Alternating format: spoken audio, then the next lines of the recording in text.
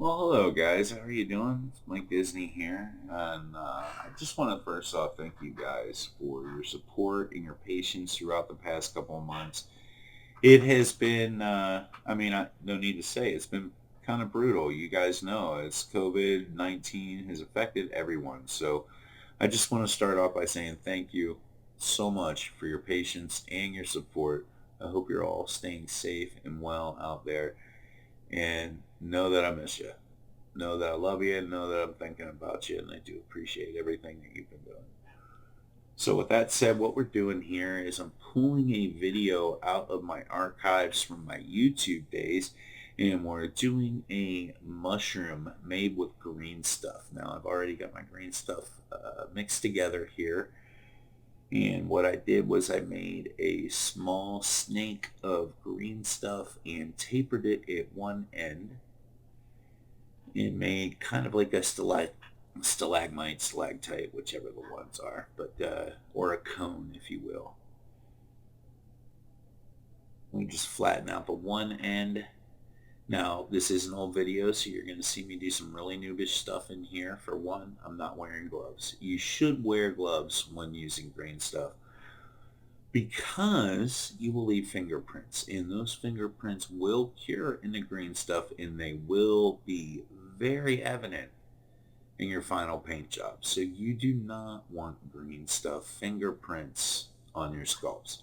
So please don't pay attention to the noob that's making this video and wear gloves. Or be prepared to smooth out your stuff once you're done. But when you're doing these mushrooms and stuff, they're so tiny, and you'll see at the end result, it's kind of hard to smooth something that is just kind of precariously sitting there. So the bell is just barely sitting on top. Sometimes you have to go back in after it cures and glue the bell back on with a little dab of super glue, which is no big deal, but this is the way I do mine. So to get the bell, see there's a little bit of blue green stuff there. I'm making sure that it just mixes up, because if you don't mix it up properly, you're going to have bumps in your green stuff. We don't want that. Little pieces of not combined uncured epoxy. So what I do is I usually mix up the green stuff into a little ball, a half ball, and I cradle it between my thumb, pointer, and middle finger there. Flatten one end like I'm doing with my hand. Or you should do that with your tool. And you're barely, I am barely holding that green stuff in there. I'm literally just making a support system with my fingers and gently, literally barely putting that green stuff in there.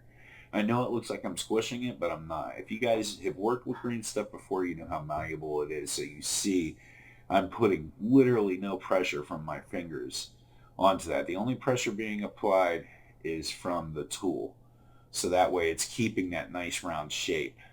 It's hard to do that, you guys. It really is. It's a little bit of things. So here you see me flaring up the edges of the bell to give it a little bit of style, a little bit of characteristic. You can do that. You can even cut, once it's cured, you can take a sanding tool or a little knife and cut little tears into the side of your bell.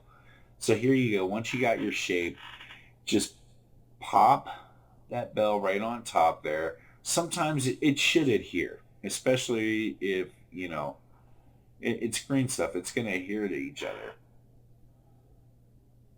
And most of the time I will only use water to make the inside of the bell instead of lubricant. That way the water will evaporate and eventually dry, and that green stuff will stick together once you plop it onto the stem. So a lot of times I won't use the lubricant on the inside of the bell. I won't even use lubricant until the end of the project just to smooth everything down. I'll just use water. And here I'm just trying to stick it to the base. This is a great example. I'm glad that you're seeing this kind of noobish video from me in an old video, because I should have gloves on and my hands should be lubed up too with all that touching I'm doing with my hands, because green stuff will stick. Green stuff is very temperamental and very sticky if you've got it mixed correctly, and it will stick to everything it touches. It's very frustrating to work with if you're not patient and you don't know what you're doing. So, and you saw I was struggling there with my fingers. It was sticking to my tool, my fingers. You have to keep your equipment well lubricated. Here, way too much stuff. I'm trying to smooth out the fingerprints that I noticed I put on it. I hope you guys are enjoying this video. I know all these years ago, I was very frustrated making it. I took the sound out of it because you could hear me bitching. When I was making this video, I was not happy. I was complaining a lot. I was like, this son of a gun. Every time it would stick, I was cussing. So this is the better, more adult, professional version. Thank you. Here you can see me adhering it to the base, just gently sticking it down. And trust me, sticking it down just like that is enough to stick that to the base forever. Green stuff is very good. Very, very durable. It turns into plastic and it's very sticky. So,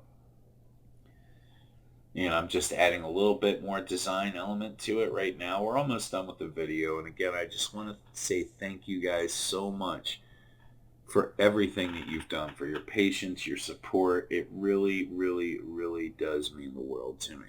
I hope you like this video. Let me know in the comments or in messages if you want more videos like this. I'm going to put up a poll. Let me know some of the things that you guys want to go over, or if you just want to do hangout sessions with me. It's up to you guys. We can do paint-alongs, whatever. Let me know what you want to do in the comments. Thank you guys again for everything. I love you. Take care of yourselves and have a good one, okay?